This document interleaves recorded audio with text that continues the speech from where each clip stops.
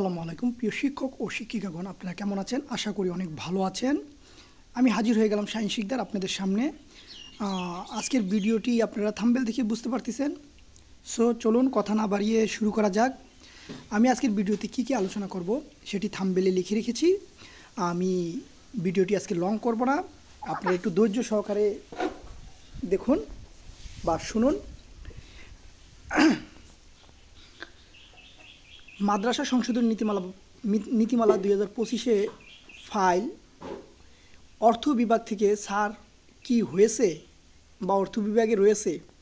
তার মানে আমি বুঝতে চাচ্ছি, এই প্রশ্নটা দ্বারা বুঝতে চাচ্ছি যে মাদ্রাসা সংশোধন নীতিমালা ফাইলটি ইতিমধ্যে আপনারা জানেন, যারা আমার ভিডিও দেখেন তারা জানেন এটি অর্থ বিভাগে প্রেরণ করা হয়েছে। সে অর্থ বিভাগে প্রেরণ করা হয়েছে প্রায় 10 থেকে 12 দিন চলমান। এটি যেতেও কিছুদিন সময় লাগে। সো 10 থেকে 12 দিন আমি ধরে নিচ্ছি, 10 থেকে 12 দিন। এখনও পর্যন্ত কেন অর্থ বিভাগের কাজটা কি অবস্থায় আছে, কি অর্থ বিভাগ থেকে কি প্রেরণ হয়েছে কি না, এটা বুঝতে চাচ্ছিলাম যে অর্থ বিভাগে কি ফাইলটি এখনও রয়েছে নাকি অর্থ বিভাগ ছাড় দিয়ে শিক্ষা মন্ত্রণালয়ে প্রেরণ করেছে, এটি আমি বুঝতে চেয়েছি প্রথম প্রশ্নটি। দ্বিতীয় প্রশ্ন, অর্থ বিভাগে ফাইলটি নিয়ে কোনো মিটিং হয়েছে। তার মানে আমি এখানে বুঝতে চেয়েছি যে অর্থ বিভাগে যে ফাইলটি গেছে, যাওয়ার পরে একটা মিটিং হবে, মিটিং হওয়ার পরে সেই মিটিংয়ে এটি চূড়ান্তকরণ করা হবে। এরকম কোনো মিটিং হয়েছে কিনা আমাদের এই যে সংশোধন নীতি ফাইল নিয়ে।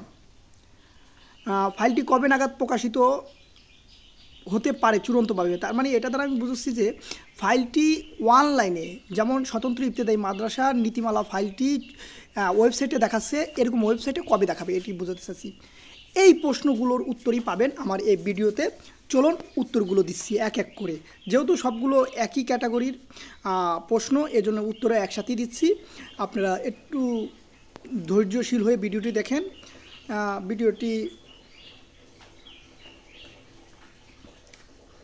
ভিডিওতে আমি যে প্রশ্নটি করেছিলাম সেটি হলো অর্থ বিভাগে ফাইলটি গিয়েছে, এটি নিশ্চিত, আপনারা নিশ্চিন্তে থাকতে পারেন। এবং গত রবিবার, যে রবিবার গেছে, আজকে মঙ্গলবার, সোমবার, রবিবারে ফাইলটি নিয়ে আলোচনা হয়েছে।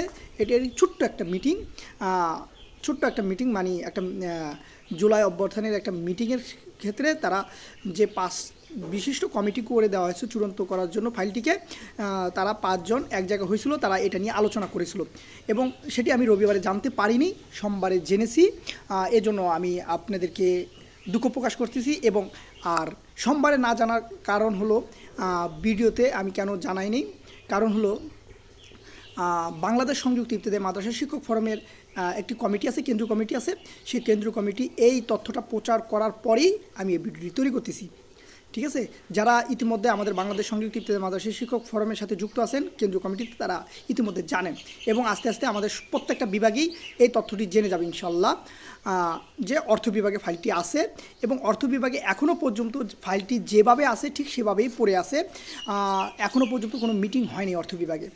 এই জন্য রবিবারে যে মিটিংটা হয়েছে, যে অর্থ বিভাগ থেকে ফাইলটা কিভাবে আনা যায়, দ্রুত এনে আমাদের যে চূড়ান্তকরণ করে স্যারের কাছে জমা দিতে হবে, এরকম একটা মিটিং হয়েছিল। সারসংক্ষেপ হলো অর্থ বিভাগ থেকে কিভাবে ফাইলটি দ্রুত আনা যায় বা দ্রুত কাজ শেষ করা যায়। যেহেতু মাস শেষ হয়ে যাচ্ছে, আমরা তারা চেয়েছিল যে জুলাই মাসের শেষ সপ্তাহে ফাইলটিকে প্রকাশ করার জন্য, কিন্তু আদৌ এটা কি সম্ভব? কেন সম্ভব নয়, আর কেনই বা অর্থ বিভাগ এখনও কাজ ধরেনি? কারণ হলো আমাদের শ্রদ্ধেয় গুরুজন, মানে আমরা আমাদের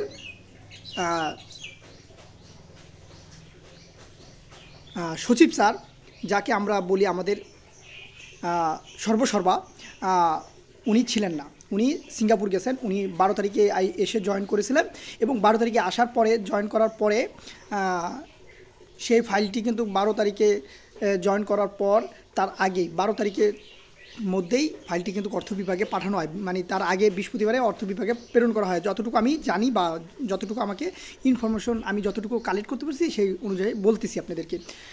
তারপর পাঠানোর পর সচিব স্যার বলছে তো তাই গেছে, তাই হয়ে যাবে, এটা সচিব স্যার এটা নিয়ে টেনশন করেনি। চিন্তাও করেনি। তারপরে জুলাই গণ অভ্যুত্থানের কার্যক্রম শুরু হলো। আপনারা জানেন 24 তারিখে 24 তারিখ 22 তারিখে এগুলো জুলাই অভ্যুত্থানের একটি শিডিউল করা হয়েছিল যে কোন দিন কোন জুলাই অভ্যুত্থানের কার্যক্রমগুলো চলমান থাকবে, সেই সুবাদে কার্যক্রমগুলো চলমান থাকবে সেটা নিয়ে একটু ব্যস্ততা দিয়েছিল।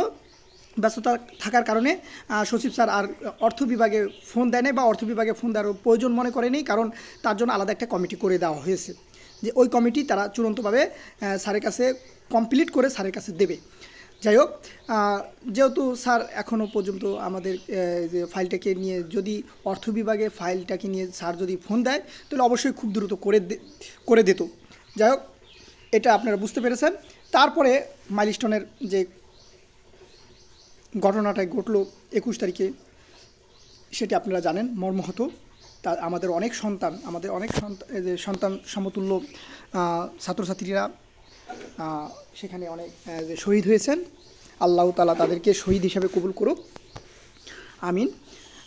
এটি একটি যে ট্র্যাজেডি ঘোষণা করা হয়েছে এবং তার পরের দিন আপনারা দেখেছেন সচিবালয় কিছু দুষ্কৃত লোক সেখানে আক্রমণ করেছিলেন, সেজন্য সেখানে কোনো কাজ করতে পারেননি।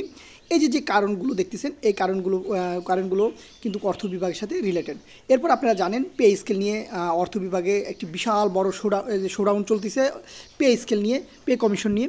তখন যদিও পে কমিশনের আপনারা দেখেছেন কমিটি গঠন হয়ে গেছে, প্রজ্ঞাপন হয়ে গেছে, এখন পে কমিশন নিয়ে আর কোনো কথাবার্তা চলবে না। তখন কিন্তু পে কমিশন নিয়ে তারা ব্যস্ত ছিল অর্থ বিভাগ। এই জন্য ছোটো মানে গুরুত্বহীন ফাইলগুলো তারা কাজ করেনি, মানে অন্য ফাইলের কাজ তারা করেনি, তাদের ফাইল নিয়েই তারা কাজ করতেছিল। তাদের ফাইল নিয়েই কাজ চলমান রেখেছিল। এই জন্য তারা আমাদের ফাইলটিকে এখনও পর্যন্ত কোনো মিটিংয়ে উঠায় নাই, এবং মিটিংয়ে উঠাতে গেলে তাদের একটা শিডিউল লাগবে। সেই শিডিউল অনুযায়ী তারা একটা মিটিং কল করবে। সেই মিটিংটি এখনও পর্যন্ত কল করা হয়নি। আমরা যতটুকু জানতে পেরেছি আপনার কাছে ততটুকু উপস্থাপন করার চেষ্টা করতেছি।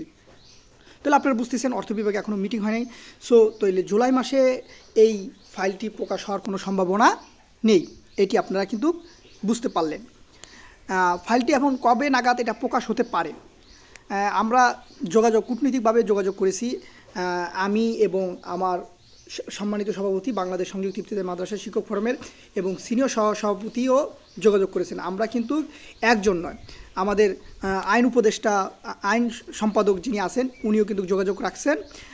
টোটালি আমরা 4 থেকে 5 জন কন্টিনিউ লেগে আছি এই কাজের জন্য, যে আমরা আমাদের চাপ ক্রিয়েট করে রেখেছি যে যেহেতু ফাইলে আর কোনো সংশোধন নেই, কোনো প্রকার ভুল ত্রুটি করার সম্ভাবনা নেই, মানে এটি একেবারে কাজ বলতে আপনারা যতটা ভাবতেছেন অনেকে অনেকভাবে বলতেছে যে এটা সংশোধন হতে পারে, ওটা সংশোধন হতে পারে। আসলে আমি আপনাদেরকে অনেক আগেই বলেছি যে এখানে কোনো 3 তারিখের পর থেকে যে মিটিংটা হয়েছে ওর পর থেকে 2-1 দিন পরে যদি সংশোধন হয়, 2-1 দিনের মধ্যে সংশোধন হয়েছে। 3 তারিখের পরে যে 7 তারিখ পর্যন্ত বা 7 তারিখ বা বুধবার পর্যন্ত, ওই সপ্তাহের বুধবার পর্যন্ত কিছু সংশোধন হয়েছে, না হলে নাই, শেষ ওই পর্যন্ত চূড়ান্ত হয়েছে। এরপরে কিন্তু ফাইলটি অর্থ বিভাগে চলে গেছে। তার মানে আর কোনো সুযোগ নেই, পরিবর্তনের আর কোনো সুযোগ নেই। এবং আপনারা নিশ্চিত থাকতে পারেন আপনারা যেটা আশা করতেছেন, বাংলাদেশ সংযুক্ত ইফতেদায়ী মাদ্রাসার শিক্ষকরা যেটা আশা করতেছেন সেটা পাবেন ইনশাল্লাহ। এবং ফাইল একটি ফাইল কিন্তু অলরেডি একটি নীতিমালা কিন্তু প্রকাশিত হয়েছে স্বতন্ত্র ইফতেদায়ীর। এখন ইফতেদায়ী সেক্টর যেহেতু এক, সেহেতু ওইটা সম্পূর্ণ হুবহু এক হতে পারে, এটি কিন্তু আমি বারবার বলেছি, কোনো পরিবর্তন হওয়ার কোনো সুযোগ নেই, এটা আপনারা নিশ্চিত থাকতে পারেন। এই জন্য কোনো দুশ্চিন্তা করবেন না। আল্লাহর রহমতে আল্লাহর কাছে দোয়া করেন যেন ফাইলটি আগামী সপ্তাহে যে তারা মিটিং করে যেন ছাড় দিয়ে দিলে দেখা যাচ্ছে আপনারা আগস্ট মাসের দ্বিতীয় সপ্তাহে আপনারা ফাইলটি প্রকাশ হতে পারে। হ্যাঁ, তবে আমি কিন্তু প্রত্যেকটা ভিডিওতে বলছি ইনশাল্লাহ প্রকাশ হতে পারে, তবে এইবার আমি কিন্তু বলতেছি ইনশাল্লাহ প্রকাশ হবে। দেখেন দুটি কথার মধ্যে পার্থক্য কী, একটা হতে পারে আর একটা হবে, ইনশাল্লাহ হবে। হ্যাঁ, আগস্ট মাসের মধ্যেই আপনাদের মাদ্রাসা সংশোধনী নীতিমালা ফাইল 2025 প্রকাশিত হবে ইনশাল্লাহ, এটা হবে। আমি বলতেছি না হতে পারে, হবে। হ্যাঁ, তাহলে আপনারা আশ্বস্ত হলেন। আমি কিন্তু মার্চ মাসের 8 তারিখে এসে আমি আমাদের বাংলাদেশ সংযুক্ত ইফতেদায়ী মাদ্রাসা শিক্ষক ফোরামে সারা বাংলাদেশ মিলে একটি মিটিং হয়েছিল। আমরা ঢাকা থেকে ফিরে সচিব স্যারের সাথে কী কথা হয়েছে তার বিস্তারিত আমরা আলোচনা করেছিলাম। সেখানে কিন্তু আমরা বলেছিলাম যে আপনারা 13তম গ্রেডের বেতন কবে পাবেন, 10তম গ্রেডের বেতন কবে পাবেন, তারপরে আপনারা পার্সেন্টেজ উৎসব ভাতা কত পার্সেন্ট পাবেন, তারপরে আপনারা চিকিৎসা ভাতা বাড়ি ভাড়া কতটুকু বৃদ্ধিকরণ করা হবে, এগুলো বিস্তারিত আমরা কিন্তু আলোচনা করেছিলাম। সেখানে কিন্তু আমরা বলেছিলাম চিকিৎসা ভাতা 500 এবং আপনারা বাড়ি ভাড়া 1000 টাকা এটা বৃদ্ধিকরণ করা হবে। তবে আমাদেরকে বলেছিল জুলাই থেকে না হলেও তোমাদের এই 13 গ্রেড 10ম গ্রেড এগুলোকে পেতে পেতে তোমরা অক্টোবরও হয়ে যেতে পারে। হ্যাঁ, এরকম আমাদের একটা ইঙ্গিত দিয়েছিল এবং বলেছিল যে এগুলো যদি লেট হয়ে যায় তাহলে তোমাদেরকে আমরা এরিয়া সহ দেব, মানে আমাদের 10তম গ্রেড 11তম গ্রেড এরিয়া সহ দেওয়া হবে। তবে আমাদের এটা তাদের স্যারের কথা, স্যার ব্যক্ত করেছিলেন যে এরিয়া সহ দেওয়ার চেষ্টা করবে। এখন দেবে কিনা সেটা আমরা জানি না, তবে স্যারের মুখের কথাগুলো আমরা রিপিট করেছি। আবারও সেই মার্চ মাসের 7 তারিখের কথা আমি আবারও রিপিট করলাম যে বাড়ি ভাড়া চিকিৎসা ভাতা এবং পার্সেন্টেজ, আপনারা তো ইতিমধ্যে পার্সেন্টেজ পেয়ে গেছেন। এবং আমাদের উপবৃত্তির ব্যাপারটাও কথা বলেছিলাম যে আমাদের ছাত্রছাত্রীর উপবৃত্তিটা ব্যাপারটা তারা বলেছে যে আগামী অর্থ বছর থেকে তোমাদের ছেলেমেয়েরা উপবৃত্তি পাবে। বাংলাদেশ সংযুক্ত ইবতেদায়ী বলতে সকল ইবতেদায়ী মাদ্রাসার ছাত্রছাত্রীরা এই উপবৃত্তির আওতায় আসবে, এটা কিন্তু বলেছিল। সো ভিডিওটা ছোট করতে যেয়ে বড় হয়ে গেছে, এই বিস্তারিত আলোচনা করতে যেয়ে এখন আমি আর আলোচনা করতে চাচ্ছি না। সো আজ রাখি, আল্লাহ হাফেজ, আসসালামু আলাইকুম রহমতুল্লাহি ওয়া বারাকাতুহু। এরকম ভিডিও পেতে হলে আমার চ্যানেলটিকে অবশ্যই আপনারা সাবস্ক্রাইব করে রাখবেন এবং বেল বাটনে ক্লিক করে রাখবেন, তাহলে আমি ভিডিও ছাড়ার সাথে সাথে আপনারা নোটিফিকেশন পেয়ে যাবেন। সো আজ রাখি, আল্লাহ হাফেজ, আসসালামু আলাইকুম।